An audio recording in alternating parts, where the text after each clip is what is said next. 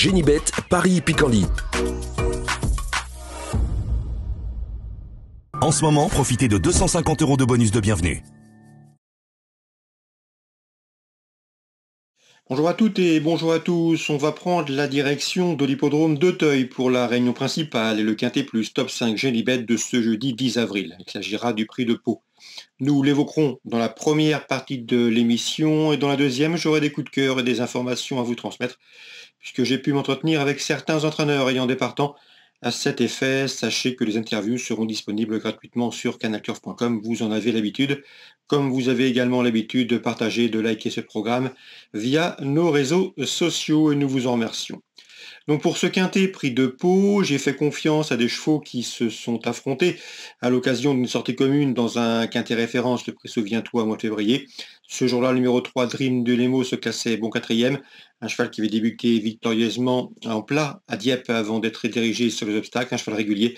Il a la pointure d'un quintet comme celui-là, Fabrice Fouché est assez confiant. Il déplorait juste l'état du terrain. C'est un cheval sans doute meilleur en terrain lourd qu'en bon terrain, c'est la seule réserve à mon avis. Il a le niveau d'une course comme celle-ci, ce numéro 3, Dream du Nemo. Je lui poserai le numéro 4, Pompano, un cheval qui a couru 15 fois pour déjà 10 podiums, plats et obstacles confondus. Deuxième de la course référence, prix Souviens-toi, devant Dream du Nemo. Il devrait confirmer, d'autant qu'il a depuis pris une troisième place dans un autre handicap. Le numéro 2, Gol Kikou, a lui aussi couru le prix Souviens-toi, s'y classant 5e. Il s'agissait ce jour-là de ses débuts d'Auteuil. Il connaît désormais les lieux et devrait pouvoir répéter le numéro 2, Gol Kikou. J'ai ensuite placé le numéro 5, c'est Ruben Hill, qui pour sa deuxième sortie publique avait gagné à Fontainebleau. Depuis, il s'est classé 3e pour sa rentrée à Angers, 5e des handicaps dernièrement. Le cheval est régulier, devrait pouvoir bien faire à ce niveau, tout comme le 1 dans cette épreuve, c'est Kango. Kango qui avait pris la deuxième place d'un quintet cet hiver à Cagnes-sur-Mer et qui depuis a bien fait pour sa course de rentrée sur le steeplechase de Nancy. Ici, pour son retour dans les handicaps et son retour sur les haies, il me semble en mesure de venir brouiller les cartes. J'ai ensuite placé le numéro 10, Quelle Story. Ce n'est pas le plus régulier de la bande, mais le cheval avait pris une bonne deuxième place à pareille époque l'an dernier dans le quintet handicap prix général de Rougemont. Je m'en méfie. Et ensuite, j'ai retenu 2 juments. Le 9, Bellisma, qui avait déjà couru au niveau quintet, 2 tentatives dans les quintets, 2 places de 7e. Dans la dernière date, elle avait bien fini. Pour sa course de rentrée, elle peut ici faire afficher une cote intéressante à l'arrivée du quintet, tout comme le 13, c'est Kerala Blue, qui pour sa 8e sortie en compétition officielle a gagné dernièrement à Compiègne.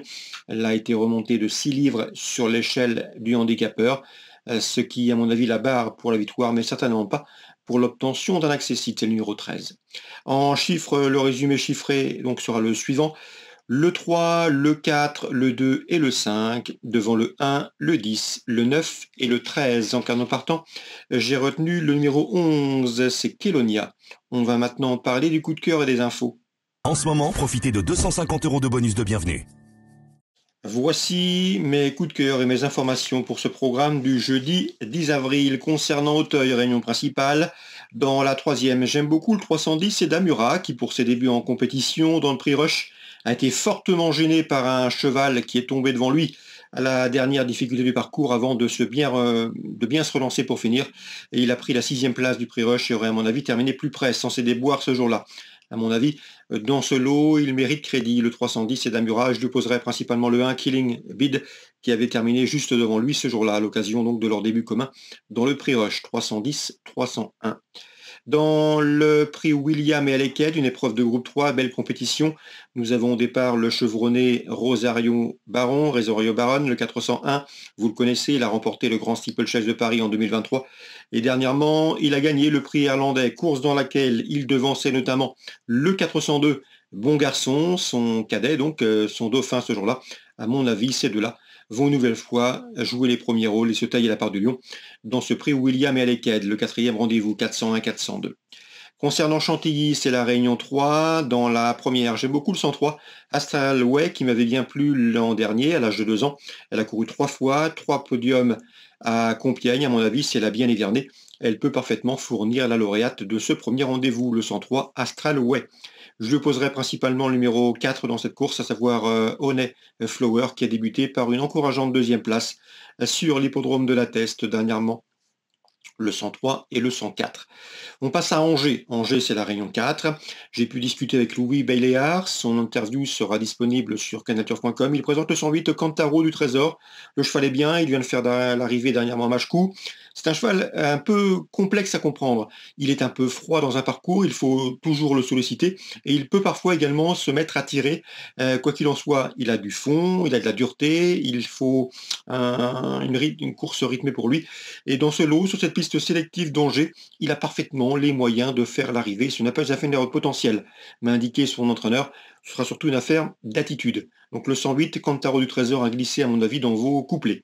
Je lui poserai principalement le 107 Chronos du Châtelet, qui se recommande déjà de 2 victoires en 3 sorties depuis le début de l'exercice 2025. Le 107 et le 108 pour une cote. Dans la suivante, la deuxième, le 209, Initial Lila, s'annonce à mon avis incontournable.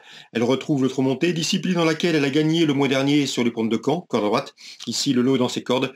Elle sera à pieds nus et devrait une nouvelle fois se mettre en évidence. Le 209, Initial Lila, à mon avis, c'est un bon point d'appui.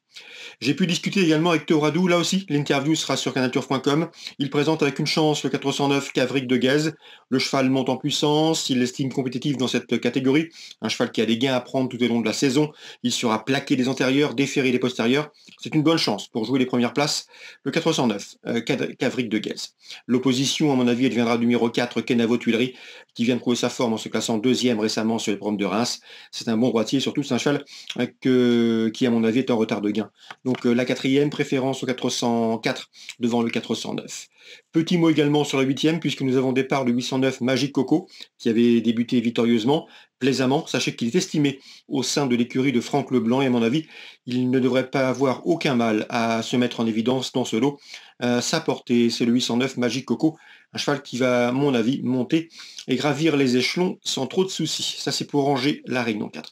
N'hésitez pas à partager ce programme et le liker via nos réseaux sociaux, vous en avez l'habitude. Nous, on se retrouve demain pour une nouvelle émission. Génibet, Paris Picardie.